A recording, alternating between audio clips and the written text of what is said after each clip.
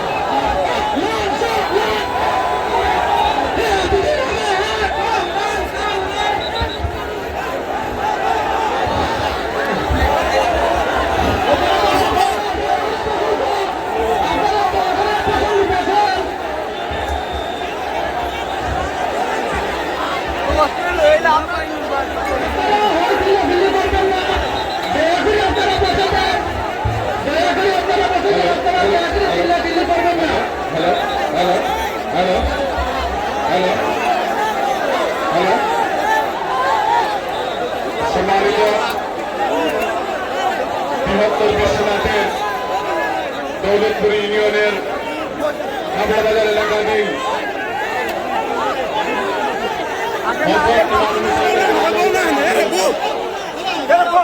উদ্যোগী আজকের যারা এখানে আছেন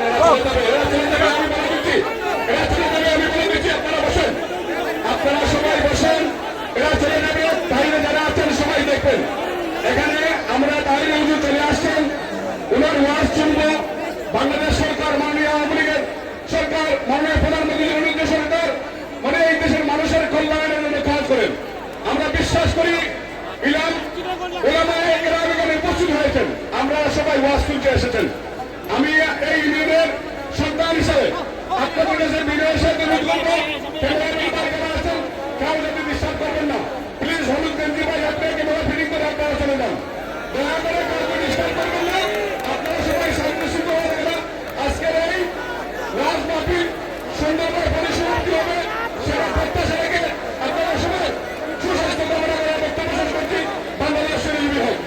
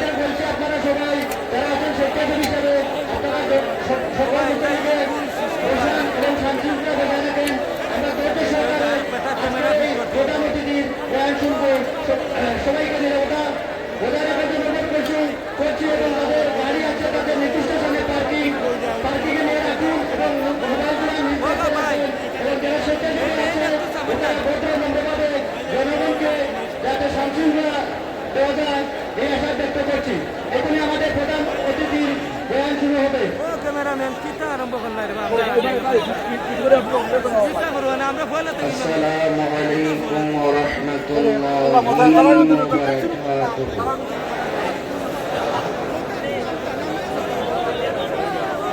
রাস্তাঘাটে, দোকানপাটে, বাড়ি ঘরের আঙ্গিনায় বিক্ষিপ্ত অবস্থায় যারা এখনো চিন্তা লাগাইছো রে বা এলোমেলো ভাবে ঘোরাফেরা করছেন, আমি আপনাদের টিকিট লাভ করেছেন। এর মধ্যে একজন হলো হযরত ওসমান জুন্নুরাই। শেষ ওসমান জুন্নুরাই সব জায়গায় গেলে শুধু আনন্দ থাকতেন, একটি জায়গায় গেলে শুধু তিনি চোখের পানি ফেলে কান্না করতেন। এই জায়গাটা হলো কবর। তাকে কষ্ট করা হলো, ওসমান আপনি জান্নাতে টিকিটওয়ালা, আপনি কাঁদেন কেন? তিনি বললেন, আমি কাঁদি এই জন্য, যদি টিকিট যিনি দিয়েছেন তিনি যদি আমার টিকিটটা ছিনিয়ে নেন, আমার কোন কর্মের কারণে আল্লাহ আমার অসন্তুষ্টি হয়ে যায়। আর আমার নবী বলেছেন আখিরাতের প্রথম মঞ্জিল হলো কবর। এই কবরটা অত্যন্ত ভয়াবহ একটি জায়গা। রাস্তা হলো দুটি, একটি হলো ভালো রাস্তা আর একটি হলো মন্দ রাস্তা। মা আতাকুম রাসূলু ফাখুযুহু ওয়া মা নাহাকুম আনহু ফান্তাহু। যা কিছু কল্যাণকর তা আমাদেরকে পালন করতে হবে, যা কিছু অকল্যাণকর তা থেকে আমাদেরকে দূরে থাকতে হবে। একটু জবানটা ছেড়ে বলুন, রাস্তা কয়টা? জোরে বলুন। একটা হলো ভালো পথ, সাউন্ডটা একটু কমাই দেবেন। একটা হলো ভালো পথ আর একটি হলো মন্দ পথ। সিদ্ধান্ত আপনি নেবেন, আপনি কি ভালো পথে চলবেন নাকি মন্দ পথে চলবেন। তো যদি মন্দ পথে চলেন কি হবে? কবরে আযাব হবে, হাসরে শক্ত বিচার হবে। ভালো পথে চললে কি হবে? কবর সুখের হবে, আখিরাত তার জন্য সহজ হবে। চিৎকার মেরে করি সুবহানাল্লাহ। এই জন্য বাবার আমার, আমি খুব ধীরে ধীরে কিছু কথা বলে বিদায় আরজ করব। এখান থেকে আমি শ্রীমঙ্গল প্রোগ্রামে যাব। আপনাদের উপস্থিতি দেখে আমি মুগ্ধ। শুধু আপনাদের কাছে এখন একটু ধৈর্য চাইব। যেই টাইমে ওয়াজ শেষ হয়ে যেত এই টাইমে এসে মাইক ধরছি। তো সবাই কেউই তো রাতের খাবার সাথে সংযোগ নেই। আমি নিজে গত রাত্রে 9টায় খেয়েছিলাম মনে হয়, এখন খাবারের সঙ্গে আমার সাক্ষাৎ নেই, সুযোগ নাই, শুধু ব্যস্ত। 90 দিনে 270টা প্রোগ্রাম করেছি। আজকে 28 দিনও 3টা করে অলরেডি, প্রতিদিন 3টা করে প্রোগ্রাম করছি। প্রতি প্রোগ্রাম 2 ঘন্টা নিচে ওয়াজ করা যায় না। তবে আজকের মাহফিলে এই দক্ষিণ পুরাতন হাবড়া বাজার আমি যে আসতে পেরে আমার ওয়াদাকে রক্ষা করতে পারছি, আল্লাহর কাছে অত্যন্ত শুকরিয়া আদায় করছি। তবে একটি কথা বলি, আপনারা বলতে হবে আওয়াজ করে, আমাদের আসল ঘরের নাম কি বিল্ডিং না কবর? আওয়াজটা বড় করে বলুন, বিল্ডিং না কবর? সেই কবরে আমাদেরকে যেতে হবে, আজ হোক কাল হোক। মুরব্বী দাড়ি পেকেছে তাই বলে ভাববেন না যে আপনি অনেক জোয়ান।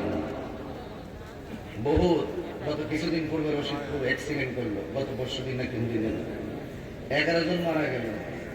তারা বাড়ি থেকে খুব সানন্দে বিদায় নিয়েছিল, আমি গন্তব্যস্থলে যাব। তারা কল্পনা করতে পারে নাই এইভাবে বাস মুখোমুখি হয়ে দুনিয়া থেকে চলে যাবে। ওই যে আল্লাহর সেই আয়াত আমার মনে পড়ে গেছে, ওয়ামা তাদরি নাফসুন বিআইয়ি আরদিন তামুত।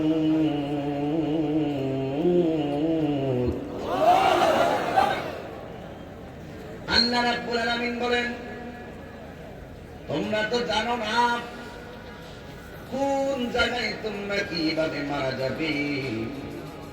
আপনারা জবান ছেড়ে দিয়ে বলতে হবে, জবান খুলে বলুন জানি কে। আল্লাহ রাব্বুল আলামিন জানেন, এই জন্য ভরসা করবো একজনের উপর, তিনি হলেন আমার আল্লাহ। তিনি যতদিন হায়াত রেখেছেন আমি ততদিন দুনিয়ার মধ্যে থাকবো। আমি ছিলাম নিষ্প্রাণ, আমার মাঝে আল্লাহ রাব্বুল আলামিন প্রাণ দিয়েছেন। আমি বলি না, আমার আল্লাহর কোরআন সাক্ষী দেয়। কাইফা তাকফুরুনা বিল্লাহি ওয়া কুনতুম আমওয়াতান ফাআহইয়াকুম সুম্মা ইউমীতুকুম সুম্মা ইউহয়ীকুম সুম্মা ইলাইহি তুরজাউন।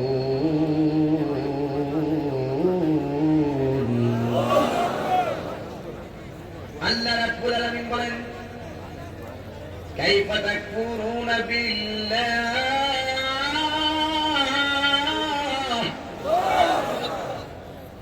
তোমরা কিভাবে আল্লাহকে অস্বীকার করছো। ওয়া কুনতুম আমওয়াতান, কাপড়টা ছিঁড়ে গেল, ছেড়ে কি আরে একটা ভালো একটা তোমারটা ছিঁড়ে ফেলতেছো কেন? দেখতেছে না, দেখার জন্য ওরা দেখে ওটাকে কাপড় ছিঁড়ে ফেলবে। কারোর ক্ষতি করে কি আল্লাহ পাওয়া যাবে? সাবধান, খুব কেয়ারফুল। আমি চাচ্ছিলাম যদি এই মাহফিলটা এই প্যান্ডেল না করে করতে আরো ভালো হইতো। একটু ঠান্ডাও লাগতো, গরমও লাগতো না, আর পুরো মাঠটার মধ্যে লাইট দিয়ে দিলে সুবিধা হইতো। আমরা তো মাঝে মাঝে মিস কল দিই, আমরা সুন্নিরা সিন্নি খাওয়াই না, সুন্নি নয়, ঠিক কিনা বলেন? এই জন্য আপনারা যেহেতু জায়গা হচ্ছে না, ডিস্টার্ব করবেন না, কাপড়টা ছিঁড়েন না, আল্লাহর হস্তে অভিশাপ লাগবে, অভিশাপ। যাই হোক, সবাই জবান খুলে আল্লাহকে 3 বার ডাক দিয়ে বলেন আল্লাহ। জবান খুলে বলে আল্লাহ, আল্লাহ। জীবন দিয়েছেন কে? আল্লাহ রাব্বুল আলামিন বলেন, তোমরা ছিলে নিষ্প্রাণ, ফাআহইয়াকুম, আমি আল্লাহ তোমাদেরকে জীবন দিয়েছি। জীবন পাওয়ার পরে কেউ চেয়ারম্যান হয়ে গেল, জীবন পাওয়ার পরে কেউ মেম্বার হয়ে গেল, জীবন পাওয়ার পরে কেউ প্রধানমন্ত্রী হলো, জীবন পাওয়ার পরে কেউ বক্তা হলো, জীবন পাওয়ার পরে কেউ টিনের ঘরের মালিক, জীবন পাওয়ার পরে কেউ বিল্ডিং এর মালিক, জীবন পাওয়ার পরে কেউ 10 গুণ সম্পত্তির মালিক। আমার আল্লাহকে আমি যারা ইচ্ছা করি তার রাজত্ব দেই, আবার যারা ইচ্ছা করি তার কাছ থেকে তা ছিনিয়ে নেই। আমি আল্লাহ যাকে ইচ্ছা করি তাকে সম্মান দেয়, আমি আল্লাহ যাকে ইচ্ছা করি তাকে অপমানিত করি। এই যুবকের দল, সম্মান দেওয়ার মালিককে।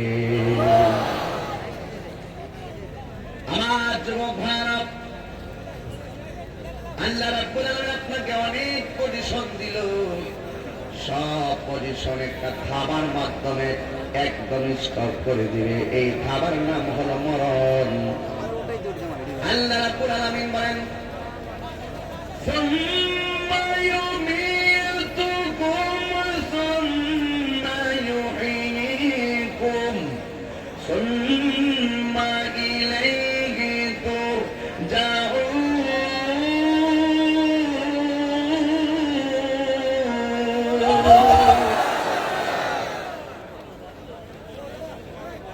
তোমাকে আল্লাহ রাব্বুল আলামিন এত কিছু দেওয়ার পরে মরণ নামক খাবার মাধ্যমে তোমার সব শেষ হয়ে যাবে। এই জন্য আমার বাবারা, সব শেষ হয়ে যাবে। সব শেষ হওয়ার পরে আমার আল্লাহ তোমাকে আবার জীবন দিবে। এই জীবনটা যতক্ষণ তুমি জমিনের উপরে থাকো তোমাকে জীবনটা দিবে না। কবরে যখন দাফন করে চলে যাবে তখন তোমাকে আল্লাহ জীবনটা দিবে। এই জীবনটা সবার কবরে দেওয়া হবে। বেঈমানের কবরে দিলে কি হবে আর ইমানদারের কবরে জীবনটা দিলে কি হবে একটু বয়ান করি।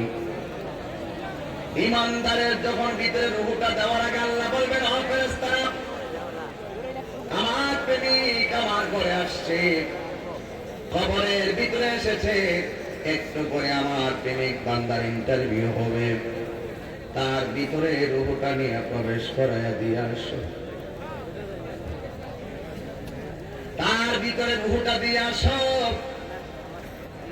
নিচে মাটি, ডানে মাটি, বামে মাটি, তার ভিতরে রূহটা যখন দিয়ে দিবে ইমানদার কবরের ভিতরে জিন্দা হয়ে যাবে। কোন বান্ধব নাই, কেউ নাই।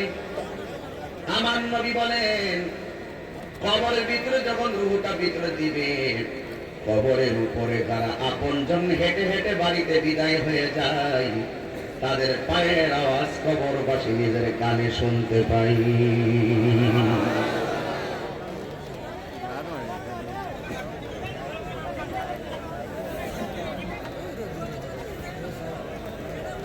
আস্তে, আপনারা মনোযোগী হন বাবা, আপনারা মনোযোগী হন। ওরা যেটা মানছে সেটা এই পর্দাটা তুলতে পারেন, সমস্যা নেই, খুলে দেন, অসুবিধা নাই। কি সমস্যা, কি বক্সের জন্য? আচ্ছা আচ্ছা, আওয়াজ করে মাইকে সরঞ্জাম দিয়ে অপারেটরের সমস্যা নেই। একটু মনে করুন, কোথায় আসলাম রে বাবা। কিছু জায়গায় যায় দেখি মাঠ নাই, মানুষ ছাদের উপরে, আর এখানে মাঠ আছে, সব আছে। একটু একদম প্যান্ডেল না করে যদি সমস্ত মাঠ শুধু লাইট লাগাই দিতেন, এই প্রোগ্রামটা একটা ইতিহাস হয়ে যেত এবং এটা প্রেমের ইতিহাস হতো। কথা বল ঠিক কিনা বলে? যতগুলো লোক বসা, ততগুলো লোক দাঁড়ানো, এটা কেমন লাগতেছে না? আনিজি লাগতেছে। কেউ বসে আছে, কেউ দাঁড়িয়ে আছে, কেউ কথা বলছে, এইগুলো তার চলে না। যাই হোক,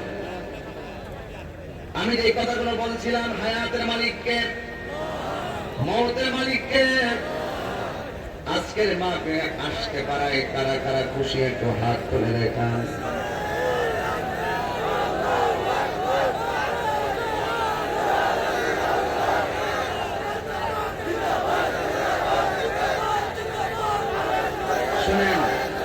শুনেন, আমি একটা কাজ সবসময় ওয়াজের পরে কাজটা করি, একটা কাজ আমি ওয়াজের পরে সবসময় করি, আজকে একটু ব্যতিক্রম আগে করব। সেটা হলো এই মাহফিল কমিটিরা, বিশেষ করে হলো আমি অনেক যোগাযোগ করছে, নির্বাচন করবো নাকি দোয়া চাইছে আমার কাছে, তা আল্লাহ তাকে যে সমাজের কল্যাণময় কাজ করাবে তাকে আল্লাহ কবুল করুন। ঠিক কিনা বলে? আমাদের তার কোনো কামনা নাই, ঠিক না? এটাই তো আমি পরের কাজটা একটু আগে করতে চাই। আমি চাচ্ছি যে আপনারা জানেন যে এই মাহফিলটা যারা করেছেন তারা অনেক কষ্ট করে করেছেন, তবে আমি ওয়াজে ঢুকে গেলে হাস্যের মাঠের বয়ান করবো, শেষে একটা হৃদয় ভিতরে চিত্র ফুটে উঠবে। সেই জায়গাটার ভিতরে যদি আমি আবার অন্য প্রসঙ্গ যাই তাহলে আমার ওয়াজে একটা ভেঘাত করতে পারে। এই জন্য আমি আমার থিওরি বিষয়টা মর্মান্তিক, হৃদয় বিদারক এবং আমাদের প্রত্যেকের প্রয়োজনীয় একটা বিষয়, সেই বিষয়টাতে আমরা অন্যদিকে যেতে পারবো না বলে আমি চাই আজকের মাহফিলে আপনারা যারা এসেছেন অন্তত কিছু দিয়ে হলো শরীক হয়ে চলে যাবেন, মানে কিছু হলো দিয়ে যাবেন। আমি চাই যে এই মাহফিলটা আপনারা সবাই শরীক থাকবেন। এটা এই যে মরণের পরে এই দানটা 10 টাকা হোক, 100 হোক কিংবা 500 হোক অথবা 1000 হোক, এই দানটা হাসরের মাঠে মিজানের পাল্লায় কথা বলবে। তো আমরা তো হাসরের মাঠে উঠবো, মিজানের পাল্লা তো দান দেওয়া হবে। তো আমরা একটু মাহফিলে রেখে যাই, যেটা আমরা দান যে করেছি একদিন হয়তো ভুলে যাব, কিন্তু আল্লাহ পাক এটাকে অনেক বরকতময় করে আপনার হাতে একদিন দিবেন। সেই মাঠটা হলো হাসরের মাঠ। বলেন না মারহাবা। আমি আশা করবো মাহফিল কমিটির একটা চাহিদা ছিল, আমি যেন এই বিষয়টা বলি, এই জন্য আমি বলে দিয়েছি, পরে আমার ওরা কষ্ট পাইতে পারে। হুজুরে বললাম, হুজুর কিছু বললো না, মানুষগুলো উঠে গেছে। আমি জানি ওয়াজের পরে মানুষের ধৈর্যটা তেমন থাকে না। তো যাই হোক, আপনাদের কাছে আমার ইন্তজামিয়া কমিটির ছেলেরা আসবে। আপনারা যারা মাহফিলে শরীক হতে চান, এখন দিয়েছেন 500, আলহামদুলিল্লাহ। দিকে আমি দোয়া করবো, একসাথে করবো ইনশাল্লাহ। যদি কেউ মনে করেন মাহফিলে 5,000, 2,000, 1,000 নিয়ে এসেছেন, দিয়ে দিবেন। আর তোমাদের কমিটির ছেলেরা আছে? কে আছে? স্বেচ্ছাসেবক কোথায় আছে? বলা আছে কিনা জিজ্ঞেস করে, না বলা থাকলে তো দেন দেন, ভালো কথা দেন। আরেকজন দিন একসাথে মাহফিল কমিটিরা আপনারা ভিতরে যান। আর আপনারা একটু মেহেরবানি করে আপনার আব্বা আম্মার জন্য দোয়া চেয়ে 100 হোক 500 হোক টাকাটা রেডি রাখেন, সবাই দিয়ে দিবেন। এত স্বেচ্ছাসেবক মাথায় সবুজ টুপি কাদের কমিটি না? তোমরা ভিতরে যাও, গিয়ে টাকাটা হাতে নাও, নেওয়ার পরে স্টেজে এনে দিবা। তারপরে ইনশাল্লাহ আমরা গড়ে দিব বিদায় বেলা আমরা কত কালেকশন আপনাদের কাছ থেকে পেয়েছি। সবাই পকেটে হাত দিবেন নিশ্চয়ই। সবাই রেডি করুন। অশৃঙ্খল হবে না, অশৃঙ্খল হবে কেন? দান করবে আল্লাহকে পাওয়ার জন্য, দান করবে নিজের ভালোর জন্য, অশৃঙ্খল হওয়ার কোনো কারণ নাই। আর তাহেরি মাহফিলে বসে গেলে সেখানে তাহিরিকে যারা নিন্দা করে তাদেরকে নিয়ে তাহিরি ভাবে না। তাহিরিকে যারা ভালোবাসে তাদেরকে নিয়ে 24 hours ব্যস্ত। ঠিক কিরকম? আজকে তো 1.5 লাখ লোক নিয়ে খেলামেলা করে আসছে সুনামগঞ্জ। কি ফেসবুকে পান নাই আপনারা? তা আজকে এখানে এসে দেখতেছি আরো এলাহি কাণ্ড। যদি এটা যদি বিশাল বড় মাঠে বসাইতে পারতেন তাহলে তা একটা ইতিহাস বের হয়ে যেত। তবে দেখো, যান আপনারা ধীরে ধীরে হাঁটবেন, আমি ইনশাল্লাহ বয়ান করতেছি। সকলে বলি আল্লাহু আকবার। বন্ধুরে গভীর মনোযোগ মহব্বত নিয়ে বসে যান। একটা জবান বন্ধ রাখবেন না, চিৎকার মেরে বলুন সুবহানাল্লাহ। জবানটা ছেড়ে দিয়ে বলো হায়াতের মালিক কে? হায়াতের মালিক হলো একমাত্র আমার আল্লাহ। আল্লাহ রাব্বুল আলামিন আমাদেরকে মরণ নামক বেদির মাধ্যমে মরণ নামক আমাদের জন্য আল্লাহ যে সিদ্ধান্ত রেখেছেন, এই সিদ্ধান্তে আমাদের জীবন সব শেষ হয়ে যাবে। কবরের ভিতরে একজন মানুষ ইমানদার হলে ইমানদারের কবরে রূহ দেওয়া হবে, বেঈমান হলেও তাদের কবরে রূহ দেওয়া হবে। এই জন্য বাবার আমার ইমানদারের কবর আর বেঈমানের কবরের অবস্থা একরকম হবে না। আপনারা বলেন আল্লাহর ধরা কি নরম না শক্ত? ইন্না বাতাশা রাব্বিকা লাশাদীদ।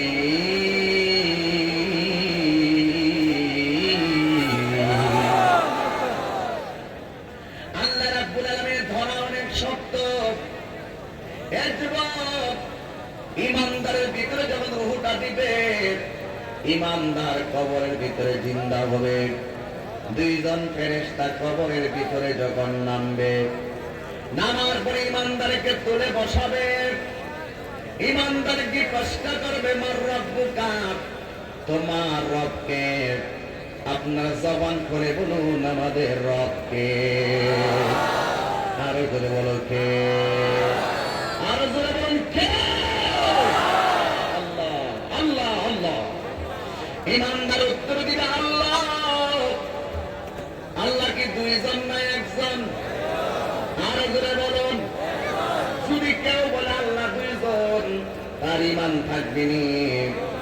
একমাত্র একজন সেজদা পাওয়ার মালিক, জবান খুলে বলুন তিনি কে? আল্লাহ ছাড়া কারোর কাছে মাথা নত করা যাবে না, আল্লাহর সঙ্গে শরীক করা যাবে না। এই জন্য সব কিছুর খালেক হলো আমার আল্লাহ। আল্লাহ রাব্বুল আলামিন হাউজে কাউসার বানাইছেন, কিন্তু হাউজে কাউসার আমার নবীরে দান করে দিয়েছেন। এই জন্য নবীরে দান করার কারণে আল্লাহর সম্মান কমবে না। কথা বলেন ঠিক কিনা বলেন? অনেকে মনে করে আল্লাহ যদি দান করে দেয় তাহলে আল্লাহ খালি হয়ে গেছে। অনেকে এরকম অপব্যাখ্যা করে আমাদেরকে নিয়েও করে। আল্লাহ রাব্বুল আলামিন সমস্ত ধনভাণ্ডারের মালিক। আমার নবী বলেন আমার আল্লাহ আমার হাতে ধনভাণ্ডারের চাবি দিয়েছেন। এই জন্য আমার আল্লাহ খালি হয়ে যান নাই। এই জন্য যুবক আমার কথাগুলো যেন মিসগাইড না হয়। আমাদের ব্যাপারে অনেক মানুষ যদি বিভ্রান্তি ছড়াইতে চায়, আমাদের মৌলিক আকিদাটা না জানার আগে আপনারা বিভ্রান্ত হবেন না। এই জন্য ইমানের দাম কম না বেশি? সম্পদের চাইতে আমার মা, আমার বাড়ি, আমার ঘর, সব পজিশন আমার কাছে তুচ্ছ। আর আমার নবীর মহব্বত হলো আমাদের কাছে সবার শ্রেষ্ঠ। কথা বলেন ঠিক কিনা? এবার ইমানদার, ইমানদার কাকে বলে দেখেন। কেন আমরা আপনাদেরকে ইমানের দাওয়াত দেই? ইমান বড় সম্পদ। টাকা গেলে টাকা পাওয়া যায়, কিন্তু ইমান গেলে ইমান পাওয়া যায় না। দাজ্জালের মোকাবেলা বংশের জোরে করতে পারবে না। দাজ্জালের মোকাবেলা করতে হবে সেই দিন তোমার ইমানের দ্বারা। ঠিক কিনা বলো? কবরের ভিতরে মুনকার নাকির এসে ইমানদারকে বলবে আমার রব্বুকা। ইমানদার ডাইরেক্ট পকেটে বলে দিবে আমার রব হলো আমার আল্লাহ। এরপরে বলবে আমার দিনুকা। ইমানদার বলবে দ্বীনি আল ইসলাম। 3 নম্বর প্রশ্ন, আমার কুনতা তাকুনু ফি হাক্কি হাযার রাজুল। এই লোকটা সম্পর্কে তোমার কি ধারণা ছিল? এই লোকটাকে ইমানদার বলবে তিনি আমার জান, তিনি আমার ইমান, রাহমাতুল লিল আলামিন। আল্লাহু আকবার।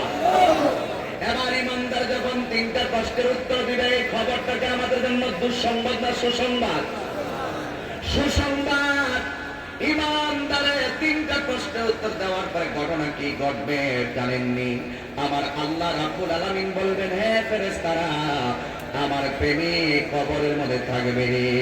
হে ফেরেশতারা, জান্নাতের একটা গাড়ি চালাইয়া কবরে যা। জান্নাতি একটা গাড়ি চাপ, সুন্দর একটা বিছানা নিয়ে আমার প্রেমিকের নিচে বিছায়া দেয়। আমার প্রেমিক যেন আরামে ওই ঘরের মধ্যে ঘুমায়া যেতে পারে। ইমানদার ওই বিছানাটা পাওয়ার পরে তিনি বিছানার মধ্যে শুয়ে যাবেন, কিন্তু শোয়ার পরে ইমানদার ডান কাত হবে। ডান কাত হওয়ার পরে তাকাইয়া দেখবে এমন বিশাল সুন্দর একটা নূরের বাতি কবরের ভিতরে তার আলো দিতেছে, আলো দিতেছে। যে কবরে দুনিয়ার সূর্যের আলো যাওয়ার কোনো সুযোগ নাই, যেই কবরে চাঁদের আলো কোনো কাজ দিবে না। দুনিয়ার মানুষ যদি কবরটারে টাইলস দিয়া পাকা কইরা একবারে নিয়ে দুনিয়ার যত ধরনের ফ্যাসিলিটি আছে, লাইট বলেন, এসি বলেন, সব দিয়া দিয়েও কবর আলোকিত হবে না। কবর আলোকিত করবেন কিভাবে? আমার নবী ডাক দিয়া বলেন, ইমানদাররা কবরের মধ্যে শুইব, ডান কাতে যখন যাবে এত সুন্দর একটা নূরের আলো দেখতে পারবে। ওই ইমানদার জিগাইব, তুমি কে গো? ওই আলোগুলো ডাক দিয়া বলবে, আমার চিনো না, আমি কেউ না, আমি হইলাম তোমার জিন্দিগির স্বপ্নে আমলের বস্তা, স্বপ্নের আমলের পুঞ্জি, সব আমি একত্রিত হয়ে আমার আল্লাহ তোমার নেক আমলগুলোকে কবরের ভিতরে আলো বানায়া পাঠাইয়া দিছে। এরপরে সে বাম কাত হবে। ইমানদার বাম কাত হওয়ার পরে দেখবে সুন্দর একটা নূরের লাইট দেখা যায়। জিজ্ঞাসা করবে, তুমি কে? এত সুন্দর আলো, আমার স্নিগ্ধ আলো দিচ্ছ, তুমি কে?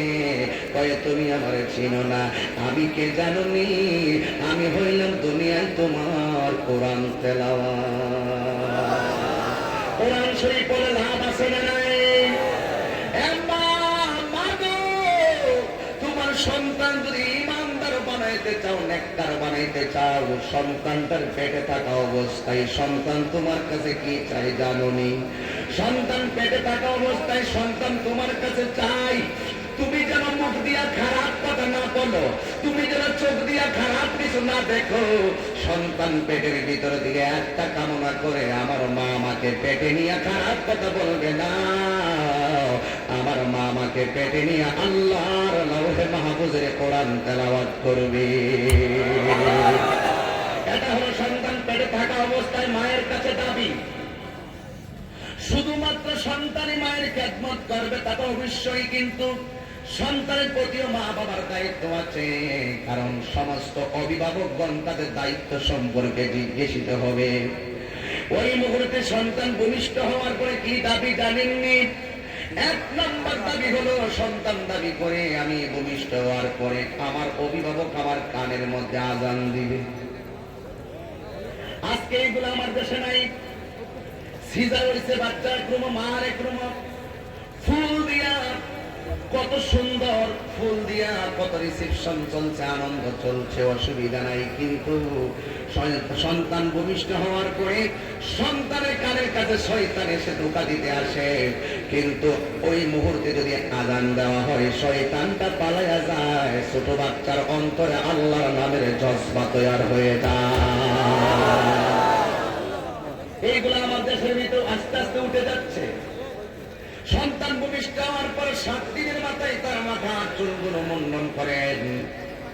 আবার সন্তানের সুন্দর একটা নাম রাখবেন, এটা সন্তানের দাবি। সন্তানকে আপনি সন্তানের জন্য আকিকা দিবেন, এটা সন্তানের দাবি। যুবক ভাইয়েরা, আমার অভিভাবকরা বাঁচতে পারবেন না।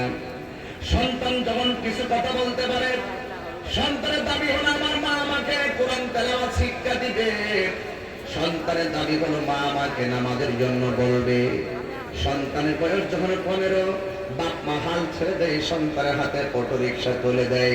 ও মা, তুমি মনে রেখো, সন্তানের শৈশব এবং কৈশোরের সবচাইতে বড় বিদ্যালয়ের নাম হলো মা। ঠিক কি বলেন? মা হলো মাতৃকুড়ি, হলো শিশুদের পাঠশালা। আজকে আমি যদি একটু খেয়াল করি, দেখেন ম্যাক্সিমাম মা বোনদেরকে বললে রাগ করলে আমার কিছু করার নাই। সারা বিপদে চলবে আমি বলতে রাজি। আমার দেশের ম্যাক্সিমাম মা আছে, সন্তান পেটে নিয়ে কোরআন তেলাওয়াত তো করে না। বেশিরভাগ মা বোনেরা ঘরের ভিতরে শুয়া শুয়া ইস্টার জলসা দেখা তার সময় কাটায়। কথা বলেন ঠিক কিনা? এই সন্তানটা যখন ভূমিষ্ঠ হয়, কত ফুটবল আগে কয় কার্টুন দাও,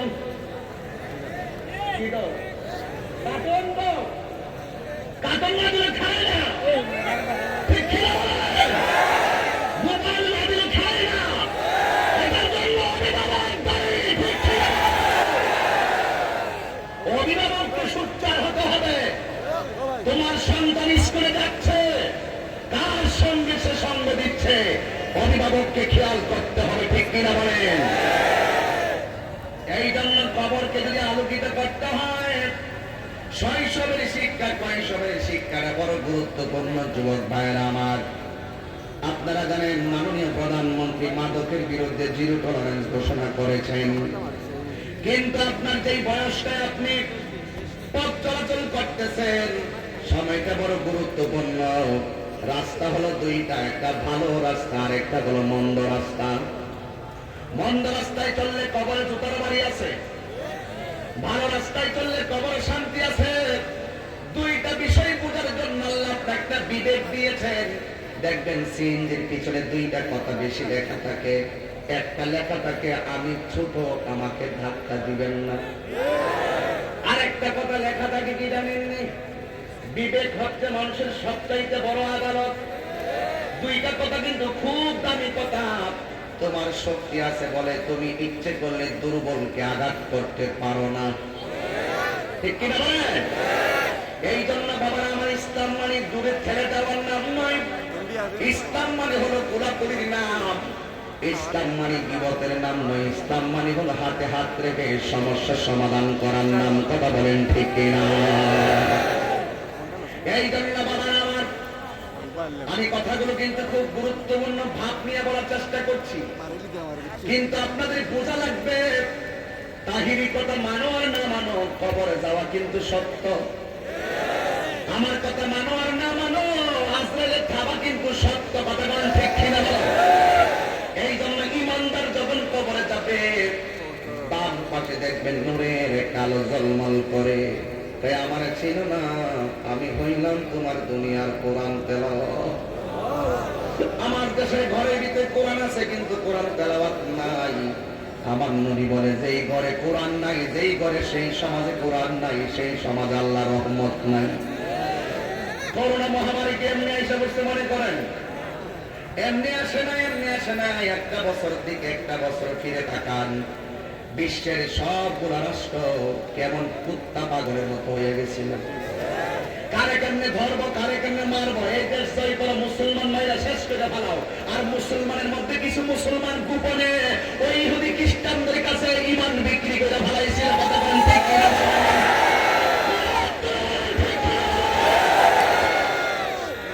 ডোনাল্ড ট্রাম্প রাস্তাঘাটে, Donald Trump Joe Biden pass করলো, ডোনাল্ড ট্রাম্প পরাজিত হলো। তার কারণ কি জানেন? এই ডোনাল্ড ট্রাম্প সে জুতা পরিধান করে খানায় কাবার চত্বরে তার ওয়াইফকে হাতের মধ্যে নিয়ে চুলগুলো এলোমেলো ঘোরাফেরা যেদিন করেছিল, সেদিন আমি রাতের বেলা চোখের পানি ফেলে কান্না করছিলাম। কোনোদিনও এমন ভাবে আমার খাদের খাবার চত্বরে সে প্রেসিডেন্ট হতে চাই হোক, আমার নবীর দেশের চাইতে বড় নয়, ওই নবীর রওজা মুবারক থেকে বড় নয়। যখন দেখলাম ওই সৌদি আরবের বাদশা ওই প্রধানমন্ত্রী তাকে দাওয়াত করে এনে এইভাবে এনে বলে ঘুরেছিল, আর এই মহিলাদেরকে লাইসেন্স দিয়েছিল, সিনেমা হল উদ্বোধন করেছিল, সেদিন আমি চোখের পানি ফেলে কান্না করেছিলাম। আমার মনে হয় মুসলমান নবীদের নৈতিকতা দিয়ে দূরে চলে গিয়েছিল। বলাই করোনা ভাইরাস দিয়ে আল্লাহ একটা মিস্টার দিয়ে স্তব্ধ করে দিয়েছে।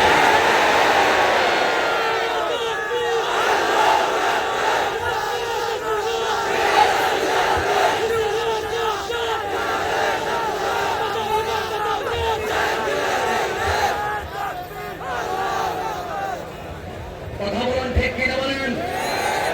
এই জন্য যুবক ভাই আমার জবান খুলে বলুন, আল্লাহ ধরা কি নরম না শক্ত? আরো বলুন, নরম না শক্ত? ওই শক্তটা কিন্তু আপনারা বুঝবেন না। এই কেমন শক্ত এটা আমরাও বুঝবো না। যখন ধরাই করে তখন সবাই বুঝে। তাহিরির বিরুদ্ধে দোকানে বসে মন্তব্য করা সহজ, কিন্তু তাহিরির মতন রাস্তা ঘাটে, হাটে ঘাটে, বাজারে, দিনে রাইতে 24 ঘন্টা এইভাবে লক্ষ মানুষ নিয়ে কোরআন সুন্নাহর আলোকে কথা বলা অনেক কঠিন। পিছনে লোকে কি বলে তা দেখার টাইম তো তাহিরির নেই।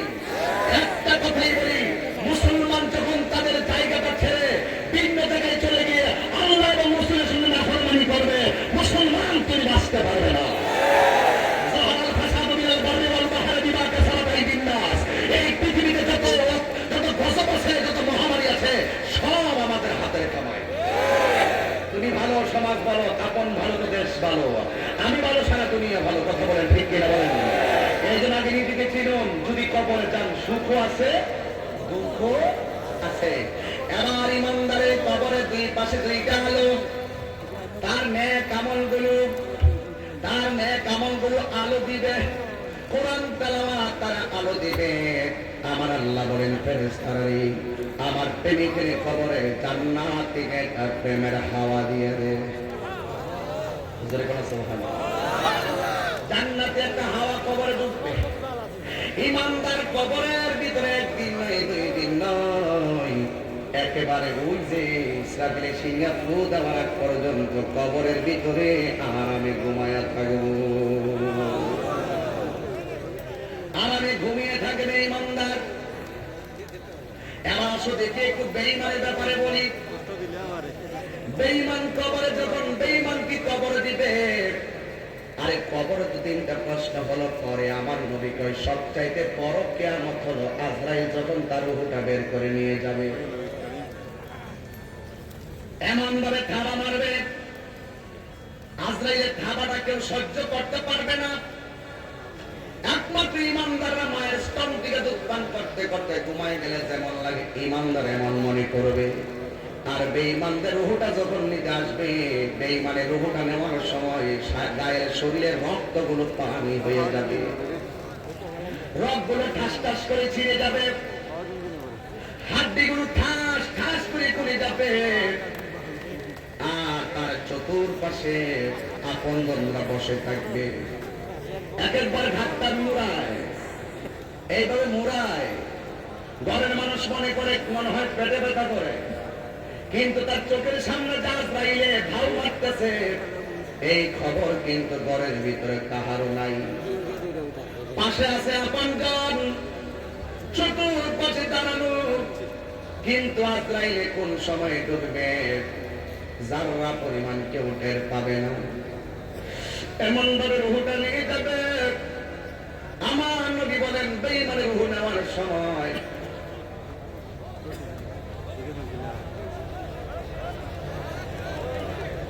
বেঈমানের রুহ যখন নিবে, বেঈমানের রক্তগুলো পানি পানি হয়ে যাবে। আর বেঈমানকে যখন কবরে নামায় দেওয়া হবে, মুনকার নাকির কবরে ঢুকবে, কেমন একটা আওয়াজ হবে জানেননি বাবা? যেন পৃথিবীটা পুরা টলমল শুরু করবে।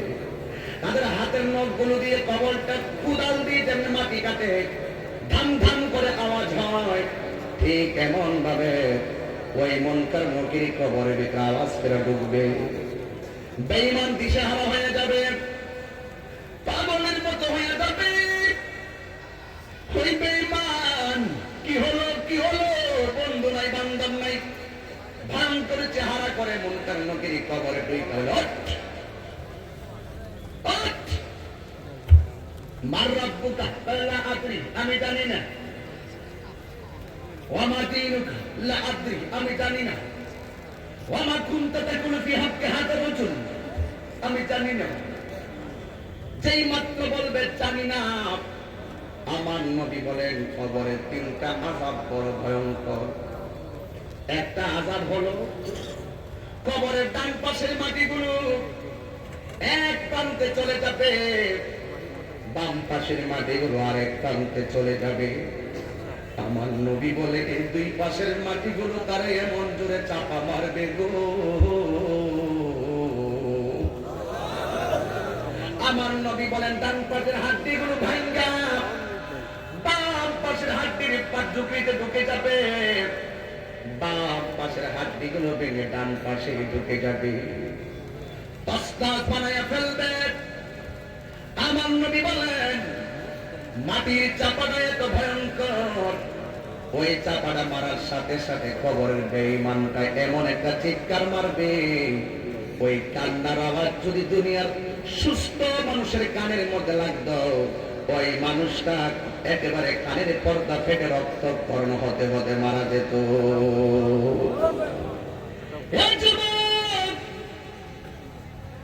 এই হাবড়া বাজারে যদি আমি বিপদে পড়ি, রাতের বেলা যদি বাঁচাও বাঁচাও বলি, আমারে বাঁচাইবার জন্য চেয়ারম্যান দৌড় দিবে, দোকান থেকে বাইরে তাহির ভাই কি হলো, এলাকার মানুষ দেখবে তো কি হলো, আমি শত্রু হইল বলবে কে কে কি হইল কি হইল। শত্রু বলেন বন্ধু বলেন, যখন রোডে অ্যাক্সিডেন্ট হয় তখন মানুষ কিন্তু মানুষগুলাকে রিসিভ করার জন্য পাগল হইয়া যায়, কিন্তু দুনিয়ার বিপদে মানুষ মানুষের কাছে আগায়া যায়। কিন্তু কবর এমন বিপজ্জনক জায়গা, লন্ডন আমেরিকার খবর চাইলেই নেওয়া সম্ভব, কিন্তু কবরের খবর নেওয়া সম্ভব না। কবরের খবর নেওয়া সম্ভব নয়। এই আমার যুবক ভাইরা, হৃদয়টাকে দিলটাকে নরম করে কথা শোনো। মুখাতে কথা বলাটাই সব কাজে কথা বলা ঠিক নয়, কারণ মরণ লাগবে তোমারও আমারও। আল্লাহ রাব্বুল আলামিন বলেন মিনহা খালাকনাকুম ওয়া ফিহা নুঈদুকুম ওয়া মিনহা নুখরিজুকুম তারাতান উখরা।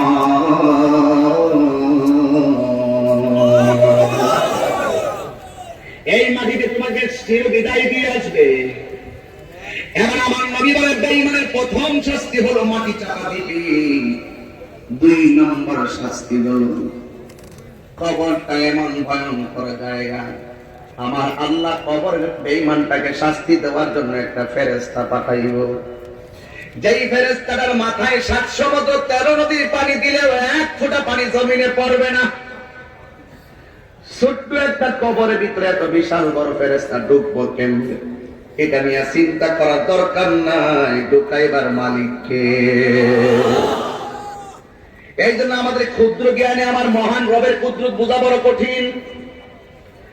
এই জন্য যুবক এবার বেঈমানকে শাস্তি দেওয়ার জন্য একটা ফেরেশতা পাঠাবে বিশাল বড়, কিন্তু ফেরেশতার সমস্যা হলো দুইটা।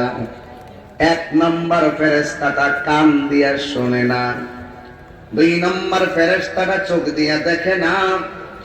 এক হলো অন্ধ, এই অন্ধ ফেরেশতা চোখ দিয়া দেখে না, কানে শোনে না, এই ফেরেশতাকে কবরে নামাইবে, হাতের মধ্যে কর্ষণ দিয়ে দিবে, হাতুড়ি দিয়া দিবে পিগা, এবার কবরে যাওয়ার পরে তারা এমন ভাবে আঘাত করবে, কোথায় পড়তেছে ফেরেশতা দেখে না, কেমন ভাবে কাঁদতেছে ফেরেশতা শুনে না। একদিন না দুই দিন নয়, কই দিন আমার আল্লাহ পাক ভালো জানে। এই জন্য আমার বাবারা নবী বলেন কবর আযাব হলো সত্য। আমার নবী একদিন কবরের পাশ দিয়া যাচ্ছেন, হঠাৎ করে দেখতেছেন দুইটা কবরের মধ্যে আযাব হচ্ছে। নবী আমার খেজুরের ডাল হাতের মধ্যে নিলেন, দুইটা কবরের মধ্যে দুইটা খেজুরের ডাল লাগাইয়া দিলেন। লাগাইয়া দেওয়ার পরে আমার নবী বলেন দুইটা কবরে আযাব হয়, বেশি বড় ধরনের কারণে আযাব হয় না। একটা কবরে আযাব হচ্ছে সে প্রস্রাব করে পবিত্রতা অর্জন করত না। হ্যাঁ যুবক, তুমি মাহফিলে এসেছ, বুকে হাত দিয়া তো বলতে পারবে না, এমন অনেক পোলাপান আছে বলতে পারবে না প্রস্রাব করে পবিত্রতা অর্জন করেছে, অথচ মাহফিলে বসে আছে। যুবক, আল্লাহর কসম করে বলি, পবিত্রতা অর্জনকারী যারা, তাদেরকে আমার আল্লাহ বড় বেশি ভালোবাসে। দুই নম্বর হলো আমার নবী বলে আরেকটা কবরে আযাব হচ্ছে, ওই কবরের মানুষরা চুগলখড়ি করত। আমার সমাজের সবচাইতে বড় সমস্যা হলো চুগলখোর। চেয়ারম্যানের সামনে থেকে আপনার লগে আমি আসি, যেই মাত্র গোপন হয়ে যায় আরেকজনের কাছে যায় পানিতে নিয়ে না গেছি। আমার নবী বলেন কাফেরের চাইতে মুনাফিক আরো ভয়ঙ্কর। কথা ঠিক কিনা বলেন? চুগলখড়ির ধরনটা তো আপনি বুঝেন না। 24 দিন চেয়ারম্যানের সাথে ঘুরবো, ঘুরে ঘুরে জায়গা জায়গা জায়গা জায়গা জায়গা জায়গা যাইব আর টাকা খাইব। নির্বাচনের একদিন আগে যায় আরেকটারে কয় ঠিক আছে, একদিনে পোল্ট্রি লইছে, ঘুরে গেছে। আল্লাহর গজব করবো, আল্লাহর গজব করবো। মানুষের সঙ্গে প্রতারণা তারা করে, যারা ওয়াদা ঠিক রাখতে পারে না, যারা ওয়াদা খেলাপ করে। আমার নবী বলে এরা হলো মুনাফিক। ইজা ওয়াদা আখলাফা, ইজা ওয়াদা আখলাফা, যারা ওয়াদা খেলাপ করে কি মুনাফিক। আর কাছে ইজা তুমি না না, যারা আমানতের খেয়ানত করে এরাও মুনাফিক। কথা ঠিক না বেশি? তো মুনাফিকের শাস্তিটা কেমন হবে বলা দরকার আছে না? তাইলে একটু আওয়াজ কি জোরে বলতে পারবেন? আল্লাহকে কি জোরে ডাক দিতে পারবেন? আপনাদের যারা আছে দোকানদার চলে আসো কি করেন তারা, তাই একটু আওয়াজটা বড় করে বলবেন মুনাফিকের শাস্তিটা কেমন হবে।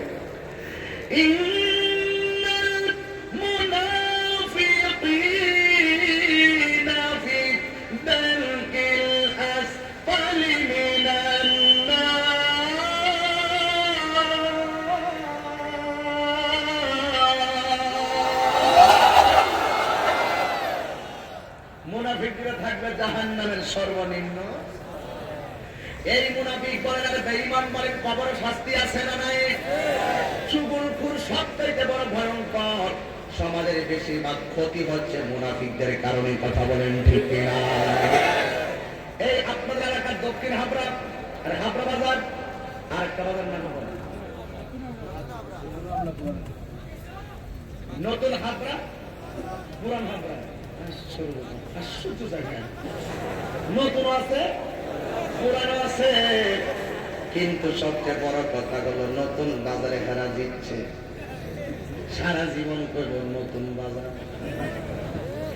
100 বছর হইলেও কইব নতুন বাজার, আর পুরাতন বাজারে 100 বছরের মধ্যে বলবে কি পুরান বাজার। যাক পুরান চাল বাতে মারে লাখের একটু বেশি হয়। কথা কন ঠিক না বেশি? যাক বাবার আমার অসুবিধা নাই, নতুন বাজার পুরান বাজার চুগলখোর চিনাইতাম একটু, আর চিনাই দিয়া যায়। নতুন বাজারে এরিয়ার মানুষ আসছে পুরাতন বাজারের এরিয়ার একটা মেয়ে দেখতে গেলে স্বাভাবিক পাশের ঘরের মানুষকে জিজ্ঞাসা করে এমুকের মেয়েটা কেমন, আমার ছেলে বিয়া নিতে চাই। পাশের বাড়ির মানুষটা কয় এমুকের মেয়েটা 5 ওয়াক্ত নামাজ পড়ে, মাশাআল্লাহ। এমুকের মেয়েটা কোরআন তেলাওয়াত করে, আলহামদুলিল্লাহ। এমুকের মেয়েটা খুব ভালো করে পর্দা করে চলে, তাহলে বিয়া নিশ্চিত, ঠিক না? বিয়া নিশ্চিত না? কোরআন তেলাওয়াত করে রিপোর্ট ভালো, কোরআন তেলাওয়াত করে রিপোর্ট ভালো, নামাজ পড়ে রিপোর্ট ভালো, পর্দা করে রিপোর্ট ভালো, কিন্তু 98 ভাগ কিন্তু ভালো। লাস্টে কি কথা জানেন?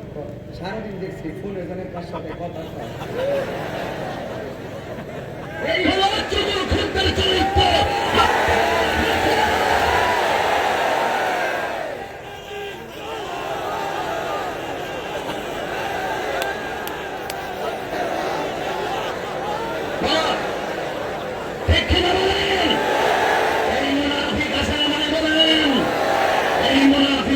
চিহ্নিত করা এখন সময়ের দাবি, কথা বলেন ঠিক কিনা বলেন? এই জন্য বাবার আমার মুনাফিকের শাস্তি কম না বেশি? এক বন্ধু খবর, আমি মনে হয় একটু বেশি বলে ফেলতেছি। আমার ওয়াজের ধরন যদি আপনাদের পছন্দ না হয় শুধু বলবেন, আমি করে ফেলবো। আমার যে সামাজিকতা আমাকে বলতে হবে, ঠিক কিনা বলেন? আমার সামনে যদি আপনি আমাকে সালাম দেন, আপনি আমার পিছনে যাইয়া নিন্দা করার কোনো কারণে আসে না। ইসলাম মানে দূরে ঠেলে দেওয়ার নাম নয়, ইসলাম মানে হলো কোলাকুলির নাম, ঠিক কিনা বলেন? আমার যদি কোনো সমস্যা হয় আমাকে আপনি ওপেন বলবেন, যেটা হেরে আপনার এটা সমস্যা। আমার যদি মন মতো হয় আমি বলবো যে কোথায় সমস্যা, আপনি আমাকে বুঝিয়ে দেন, বুঝিয়ে দিলে আমি মেনে নিব, ঠিক কিনা বলেন? হয়তো আমাকে বুঝিয়ে আপনার মাঝে নিবেন, না হয় আপনি বুঝে আমাদের কাছে আসবেন। এটা কি আর বেশি কিছু আছে? হুট করে আপনারা ফতোয়া ডেলিভারি দিয়েন না। আমি তাহির কিন্তু দলিল ছাড়া কথা বলি না, এই কথা মাথায় রাখতে হবে। সবকিছুর মালিককে, এই ধনভাণ্ডারের মালিককে। আমার নবীকে আমি আল্লাহ রাব্বুল আলামিন, আমার হাতে বুখারী শরীফের হাদিস, আল্লাহ রাব্বুল আলামিন আমার কাছে ধনভাণ্ডারের চাবি দিয়েছেন। এখন এই কথাটা যদি আপনি আমলে নেন এভাবে যে আল্লাহর ধনভাণ্ডার যা আছে সব নবী দিয়ে আল্লাহ খালি হয়ে গেছে গা, এইরকম কথা মানুষের বুঝাইয়া বুখারী শরীফের হাদিসকে অস্বীকার কইরা ব্যক্তি তাহির মনে হিংসা করা, এটা সম্পূর্ণ মুনাফিকদের চরিত্র।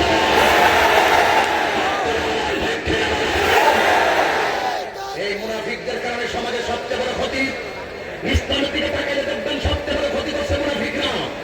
গোপনে গোপনে যাইয়া ইহুদি খ্রিস্টানদের টাকা খাইয়া শহরে কারবালায় ইমাম হুসাইনের গলায় ছুরি চালিয়েছে। আজকে তো ইহুদিরা চালাইতো, মনে দুঃখ দিতেন না। খ্রিস্টান চালাইলো, মনে দুঃখ দিতেন না। কারবালায় ইমাম হুসাইনের গলায় ছুরি চালাইছে। দাঁড়িয়েওয়ালা, টুপিওয়ালা, পাগড়িওয়ালা, নামাজওয়ালা মুনাফিকের বাচ্চারা।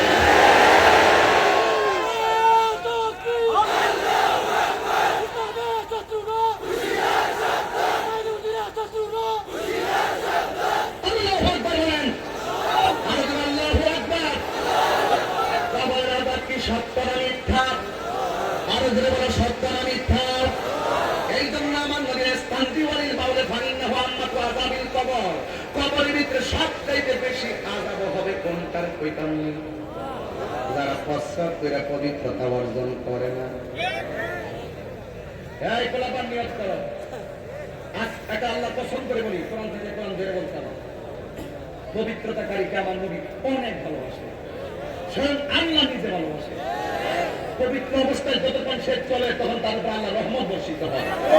কতক্ষণ ঠিক কিনা বলেন? আপনার কি মন চাইছেন না আজকে ওয়াজটাতে আসবেন, উযু করে আসবেন?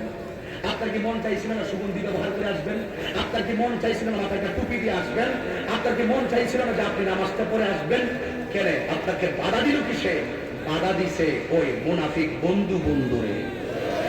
আজকে সঙ্গ গুণে লোহায়ও চলে বসে। কথাটা ঠিক কিনা বলেন? এই জন্য এক দাস্তানের আগারে বসিয়া হেরোনো মাটির ঢেলা, হাতে নিয়ে শুকিয়ে দেখে রয়েছে কস্তরি মেলা। কহিল কস্তরি তুমি কি আতর দান, তোমার গায়েতে সুবাসে ভরা তুমি কি গুলিস্তান। কহিল কস্তরি অসব কিছু নহি আমি, আমি অতি নিচু মাটি, ফুলের সহিত থাকিয়া উহার সুবাসে হয়েছি খাঁটি। তাই তো আল্লামা শেখ সাদী বলেছেন, সৎসঙ্গে স্বর্গবাস, অসৎসঙ্গে। এটা তো পরিষ্কার। এটাই হয়তো কোনো একদিন বলছিলাম, কথা কি ক্লিয়ার? এটা নিয়ে বহু দিচ্ছে, এই জন্য এখন বলি কথা পরিষ্কার। যারা ইংলিশ বুঝে না এদেরকে কি বলবো? এখন কথা পরিষ্কার, আমি বাংলার গান গাই। কথা বলেন ঠিক কিনা বলেন? এই কথাগুলো দুঃখের সাথে বলি, মানুষ এমন কিছু বিষয় নিয়ে আমাদেরকে প্রশ্নবিদ্ধ করে। আমি ওয়াজে করলাম আল্লাহর জিকির, এই জিকিরটার বানাইছে ডিজে গান, বানাই না বিয়ে বাড়িতে নাচানাচি করে, হিন্দু বাড়িতে নাচানাচি করে, কনসার্টে নাচানাচি করে, পিকনিকে নাচানাচি করে। অনেক হুজুর আবার বলে, তাহিরি তুমি এখন ওয়াজের মাঠে নাই, তুমি চলে গেছো হিন্দু বাড়িতে। মানে আমাকে খেয়াল করে কথা বলে আর কি। আমি ওই মৌলবীর একটু বলতে চাই, আমি করলাম মাহফিলে আল্লাহর জিকিরকে কেটে নিয়ে যারা ডিজে গান বানালো, আর হুজুরদের যে কোনো আলেম হোক কওমি হোক সুন্নি, যে কোনো আলেম হোক না কেন, যে কোনো আলেমদের ভিডিও খণ্ডিত অংশকে কেটে নিয়ে বিকৃত করে যদি মানুষের সামনে উপস্থাপন করে, ইসলাম এবং উলামায়ে কেরামদেরকে হাসির তামসা বানাইতে চাই। উলামায়ে কেরামদেরকে বলবেন কেন, যারা টিকটক বানায়, যারা হুজুরদেরকে অপমান করার চেষ্টা করে, ওই ইহুদি খ্রিস্টান দালালদের বিরুদ্ধে কথা বলবে।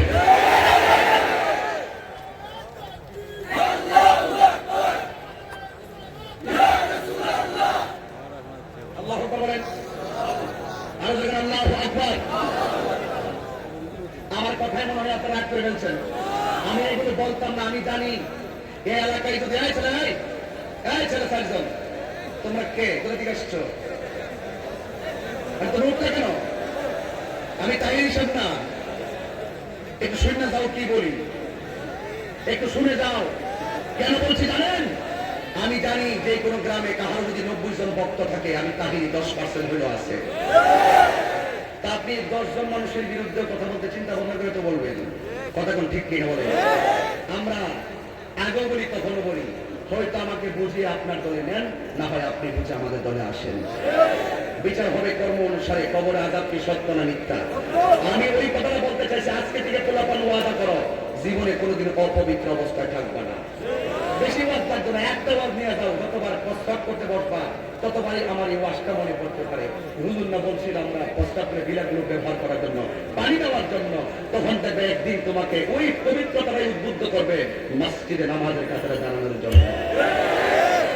আর যদি তুমি নাপাক থাকো, তুমি তো স্বইচ্ছায় কোরআন করতে না। তুমি যদি নাপাক থাকো স্বইচ্ছায়, তুমি একটা গজলও বলবে না। তুমি যদি নাপাক থাকো স্বইচ্ছায়, তুমি নামাজের মসজিদের কাছে যাবে না, গুরুস্থানের কাজ দিয়ে দেবে না। তো তুমি পবিত্র অবস্থায় ঘোরাফেরা করো। এই জন্য আজকে থেকে আরেকটা কথা বলি, যুবক, তুমি কোনোদিন পানির মধ্যে প্রস্রাব করবে না। আমার সমাজের মাঝে কিছু লোক, কিছু ছেলেরা পানির মধ্যে প্রস্রাব করে, এটা কখনো করবেন না। পানির মধ্যে প্রস্রাব করা দুইটা ক্ষতি বলে আপনাদেরকে। এক, পানির মধ্যে প্রস্রাব করা কবিরা গুনাহ। কবিরা গুনাহ কি ছোট গুনাহ না বড় গুনাহ? কোন গুনাহ বাবা? বড় গুনাহ। অত কিন্তু হাসতে হাসতে গুনাহ হয়ে যাচ্ছে, অথচ এটা গুনাহ হয় কাবীরা। 2 নম্বর হলো, যারা পানির মধ্যে প্রস্রাব করে তাদের স্মৃতি শক্তি কমে যায়। দেখেন না এই যুগের পোলাপানগুলো, এরা অঙ্কটা 20 গণিত অঙ্কটা এখন করছে, এখন এবি সূত্র দিয়ে অঙ্কটা বেড়ে গেছে। একটু করে জিজ্ঞাসা করি যে এই মানটা বসাইলি কেন, কিভাবে বসাইলি, এই কাটাকাটিটা কিভাবে করলি, A B A plus by B by 2 whole square minus A minus B by 2 whole square, তুই কাটাকাটি করলি, মান বসাইলি, এটা হলো সূত্রের 2, এটা হলো স্কয়ার, এটা হলো তোর মান। তো এটা যে করলি কিভাবে করলি, মুখস্থ করে, একটু পরে বুঝাইতেও পারে না। কেন ভুলে যায় কেন? খামখিয়ালিতে আমরা অন্যায় করে যাই, তাই আমাদের মৌলিকতা ভুলে যায়। মানে হাসতে হাসতে মানুষের মান চলে যায়, হাসতে হাসতে মানুষ ঘুরা করে। এই জন্য মানুষ মূল জায়গা থেকে অনেক দূরে চলে গেছে, অনেক দূরে চলে গেছে। মানুষকে ভালোবাসতে জানে না। মানুষকে ভালোবাসুন, মানুষকে কাছে টানুন। দূরে ঠেলে দেওয়ার নাম ইসলাম নয়, কাছে টানার নাম হলো ইসলাম। এই জন্য যুবক ভাইয়েরা আমার, কবরের ভিতরে 2টা কারণে আযাব হচ্ছে। একটা হলো চুগলখোর, আর একটা হলো প্রস্রাব করে পবিত্রতা অর্জন করত না। নবীকে ডাক দিয়ে, নবী গো, এই গাছের ডালাগুলো কেন লাগাইছেন? আমার নবী বলেন, খেজুরের ডালগুলা যতদিন পর্যন্ত কাঁচা থাকবে ততদিন পর্যন্ত এই কবরের আযাব হালকা হয়ে যাবে। আল্লাহু আকবার। তাই দেখেন বাবা, আমার কবর আযাব অনেক সত্য। আমার নবী বলেন, আমি একদিন স্বপ্নে দেখলাম কবরের ভিতরে কিছু কিছু মানুষদেরকে পাথরের উপরে মাথাটা রাইখা আর একটা পাথর দিয়া তার মাথাটার একদম গোড়া বানাইয়া ফেলছে। নবী আমার ডাক দিয়ে ফেরেশতা, পাথরের উপরে মাথা রেখে কেন পাথর দিয়ে মাথাগুলাকে একদম চূর্ণ বিচূর্ণ করে মগজগুলা চিটে চিটে করছে? আর সাহাবার ফেরেশতা ডাক দিয়ে বলেন, ইয়া রাসূলুল্লাহ, নবী গো, এরা কারা জানেননি? এরা হলো দুনিয়ায় মা বাবার মনে কষ্ট প্রদানকারী। বাঁচবেন কোথায়? মাকে ধমক মারেন না, কোনো অসুবিধা নেই, মারেন। আপনি জোয়ান মানুষ, বাবা তো বৃদ্ধ মানুষ, মার টিপতে পারেন। তুমি বাবারে পুরা মনে করে ধমকটা মেরে দিছো, তোর ছোটবেলা গলা টিপ দিয়ে মাইরা ফেলা দরকার ছিল। তুমি যখন লড়তে পারতে না, মা তোমাকে কুলে পিটে করে ডান বাম করে তোমাকে তিল বড় করলো। আজকে ওই মা বুড়া হয়ে গেছে, তুমি মার ধমক দিয়ে কথা বলো। ওই মা তোমার ধমক খাওয়ার জন্য প্রস্তুত ছিল না, ঠিক কিনা বলেন? এরপরে আমার নদী বলে, আমি দেখলাম স্বপ্নে রক্তের একটা নদী, রক্তের নদীর ভিতরে অনেকগুলা মানুষ হাবুডুবু খাইতেছে। আর হাবুডুবু খাওয়ার ভিতরে আমি দেখলাম রক্তের পানিগুলা দুনিয়ার আগুনের চাইতে 70 গুণ গরম। ওই গরম পানির মধ্যে হাবুডুবু খাচ্ছে, আর পানির মধ্যে সাতটাইতে তারা কিনারে যখন আসে, ফেরেশতারা হাতের মধ্যে পাথর নিয়ে তারা এমন একটা ডিল মারে, আর তাকে উড়াইয়া আবার নদীর মাঝখানে নিয়ে ফেলে দেয়। এবার জিজ্ঞাসা করা হয়, যুবক, যুবকের দল, আমার নবী ডাক দিয়ে করে, ফেরেশতারা ওরা কারা যাদেরকে এমন ভাবে রক্তের নদীর ভিতরে আগুনে কষ্ট দেওয়া হচ্ছে? ফেরেশতা বলে, নবী গো, এদেরকে চিনেন না, এরা হলো দুনিয়ার সুদখোরের দল। এই সুদখোর আছে না নাই? সুদখোর আছে না নাই? 10 লক্ষ টাকা ব্যাংকে সুদ লাগাই গেছেন, হুট করে আপনি অ্যাক্সিডেন্টে মারা গেছেন অথবা স্ট্রোক করে মারা গেছেন। ওই 10 লাখ টাকা সুদের টাকা আপনি দিয়ে গেলেন, সন্তান সুদের টাকা তুললে অ্যাপাচি কিনে।